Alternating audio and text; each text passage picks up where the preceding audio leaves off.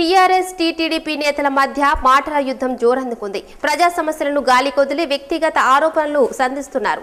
TRS నేత ఇటీవల చేసిన వ్యాఖ్యపై రేవంత్ రెడ్డి మండిపడగా ప్రతి విమర్శలు గుప్పించారు. టీఆర్ఎస్ నేత ఏ చర్చకైనా రెడీ అని ఇరు పక్షాలు ఛాలెంజ్ చేస్తున్నాయి.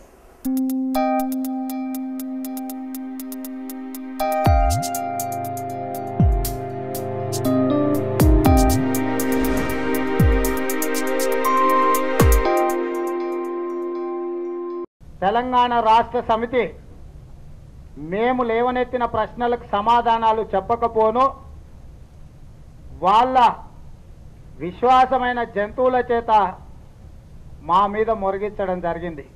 కాబట్టి దొరగారి పెంపుడు జంతువులు మా మీద అరిసినా మమ్మల్ని కరిసినా ప్రజల సొమ్ము కాజేస్తుంటే ఈ తెలంగాణ రాష్ట్ర భవిష్యత్తు దశా దిశ నిర్దేశించి అభివృద్ధి పదం వైపు దూసుకెళ్తున్న మెట్రో రైలును ఆపడానికి కుతంత్రాలు చేస్తే తెలుగుదేశం పార్టీ ఊరుకుంటుందని వాళ్ళు అనుకుంటే అది వాళ్ళ భ్రమనే.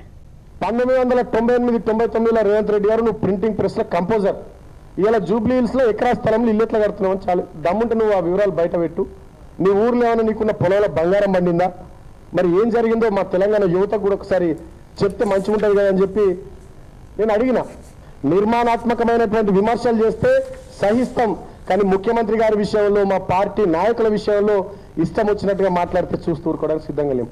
నేను సవాల్ విసురుతా ఉన్నా, లోకేష్ గారు ఛానల్ మీరే ఎంచుకోండి, ఏ ఛానల్లోనైనా నేను చర్చకు సిద్ధం. మా కేసీఆర్ గారి పాలన మీద చర్చకు అన్ని రకాల ఆధారాలతో నేను వస్తా. మీ నాన్న చంద్రబాబు నాయుడు పాలన మీద నువ్వురా.